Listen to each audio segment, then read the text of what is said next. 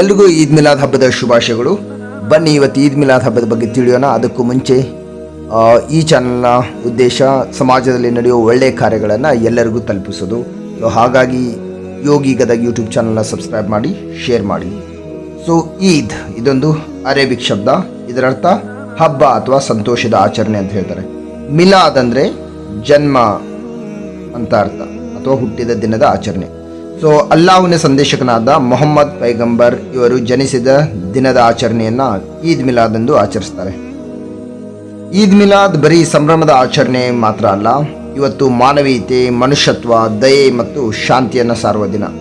So ಅಲ್ಲಾಹ್ ಹೇಳ್ತಾರೆ, ನನ್ನಲ್ಲಿ ನಂಬಿಕೆ ಇಡಿ, ನನ್ನಲ್ಲಿ ನಂಬಿಕೆ ಇದ್ದರೆ ಮೊಹಮ್ಮದ್ ಪೈಗಂಬರ್ ಇವರ ತತ್ವಗಳನ್ನು ಪಾಲಿಸಿ ಅಂತ.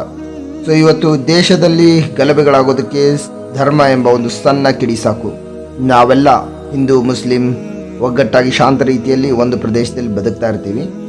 ಸೊ ಯಾರೋ ಒಬ್ಬ ವ್ಯಕ್ತಿ ತನ್ನ ವೈಯಕ್ತಿಕ ಲಾಭಕ್ಕಾಗಿ ಧರ್ಮ ಎಂಬ ಒಂದು ಸಣ್ಣ ಕಿಡಿಯನ್ನು ಹಚ್ಚಿ ಗಲಭೆ ಎಬ್ಬಿಸ್ತಾರೆ. ನಾವೆಲ್ಲ ನಮಗೆ ಅದನ್ನ ಅರ್ಥ ಮಾಡ್ಕೊಳ್ಳದೆ ಹೊಡೆದಾಡ್ಕೊಂಡು ನಮ್ಮಲ್ಲೇ ಸಾಯ್ತಾ ಇರ್ತೀವಿ. ಯಾವುದೇ ಧರ್ಮ ಗ್ರಂಥಗಳಾಗಲಿ, ಭಗವದ್ಗೀತೆ ತಗೊಳ್ಳಿ, ಕುರಾನ್ ತಗೊಳ್ಳಿ, ಬೈಬಲ್, ಎಲ್ಲ ಧರ್ಮಗಳು ಸಾರುವುದು ಒಂದೇ: ಶಾಂತಿ, ಸಹನೆ, ಪ್ರೀತಿ ಹಾಗೂ ಸರ್ವರನ್ನ ಸಮಾನತೆಯಿಂದ ಕಾಣಿ ಅಂತ ಹೇಳ್ತಾರೆ. ಇವತ್ತು ಮೊಹಮ್ಮದ್ ಪೈಗಂಬರ್ ಇವರು ಜನರಿಗೆ ಹಲವಾರು ತತ್ವ ಉಪದೇಶಗಳನ್ನು ಮಾಡಿದ್ದಾರೆ. ಸೊ ಅದರಲ್ಲಿ ಪ್ರಮುಖ 7 ತತ್ವಗಳ ಬಗ್ಗೆ ತಿಳಿಯೋಣ, ಹಾಗೂ ನಮ್ಮಲ್ಲಿ ಎಷ್ಟು ಜನ ಈ ತತ್ವಗಳನ್ನು ಪಾಲಿಸ್ತಾ ಇದ್ದೀವಿ ಅಂತ ಯೋಚಿಸೋಣ. ಸೊ ಮೊದಲನೇದಾಗಿ ಹೇಳ್ತಾರೆ, ದೇವರು ಒಬ್ಬನೇ ನಾಮ ಹಲಗು ಅಂತ. ಸೊ ಎಲ್ಲರನ್ನು ಸಮಾನತೆಯಿಂದ ನೋಡಿ ಮತ್ತು ಸಹೋದರತ್ವ ಭಾವನೆಯಿಂದ ನೋಡಿ ಅಂತ ಹೇಳ್ತಾರೆ. ಎಲ್ಲರಲ್ಲೂ ಕರುಣೆ ಹಾಗೂ ದಯೆ ಇರಲಿ. ಸತ್ಯ ಮತ್ತು ನ್ಯಾಯದಿಂದ ಜೀವಿಸಿ. ಸುಳ್ಳು ಹೇಳುವುದು, ಮೋಸ ಮಾಡುವುದು, ದ್ರೋಹ ಮಾಡುವುದು ಬೇಡ. ಯಾವಾಗಲೂ ನ್ಯಾಯ ಮಾರ್ಗದಲ್ಲಿ ನಡೆಯಿರಿ ಅಂತ ಹೇಳ್ತಾರೆ.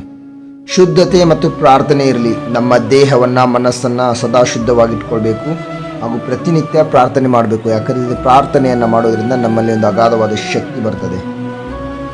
ಅಹಿಂಸೆ ಮತ್ತು ಶಾಂತಿಯಿಂದ ಇರಿ ಅಂತ.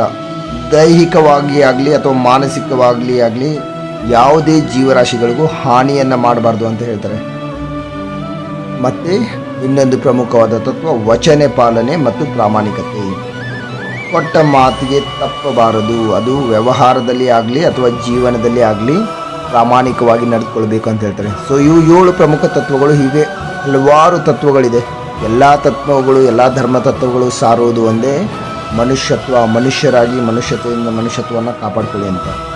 ಸೊ ಯೋಚನೆ ಮಾಡೋಣ, ಅಲ್ಲಾಹನನ್ನು ನಂಬುವ ಎಷ್ಟು ಜನರು ನಾವೆಲ್ಲ ಈ ತತ್ವಗಳನ್ನು ಪಾಲಿಸ್ತಾ ಇದ್ದೀವಿ ಅಂತ. ಸರ್ವ ಧರ್ಮಗಳ ಚಿಂತನೆಗಳು ಒಂದೇ ಆಗಿದೆ. ಸೊ ದೇವರಲ್ಲಿ ನಂಬಿಕೆ ಇಡಿ. ಎಲ್ಲರನ್ನೂ ಗೌರವಿಸಿದಾಗ ಈ ಭೂಮಿ ಒಂದು ಸುಂದರವಾದ ಗ್ರಹ ಆಗಿ ನಿರ್ಮಾಣವಾಗುತ್ತೆ. ಈ ಭೂಮಿ ಇರೋದೇ ಒಂದು ಸುಂದರವಾದ ಗ್ರಹ. ನಾವೆಲ್ಲ ಪ್ರೀತಿಯಿಂದ ಒಗ್ಗಟ್ಟಾಗಿ ಬಾಳಿದಾಗ ಈ ಗ್ರಹದ ಮೇಲೆ ನಾವೆಲ್ಲ ಸೇರಿ ಸ್ವರ್ಗವನ್ನು ನಿರ್ಮಿಸ್ಬೋದು. ಸೊ ಈ ವಿಡಿಯೋ ಇಷ್ಟ ಆದರೆ ಹೆಚ್ಚು ಜನರಿಗೆ ಶೇರ್ ಮಾಡಿ, ಸಬ್ಸ್ಕ್ರೈಬ್ ಮಾಡಿ, ಹಾಗೂ ಒಳ್ಳೆಯ ಕೆಲಸಗಳನ್ನು ಮಾಡೋಣ. ದೇವರು ಎಲ್ರಿಗೂ ಒಳ್ಳೆಯದನ್ನು ಮಾಡಲಿ. Thank you.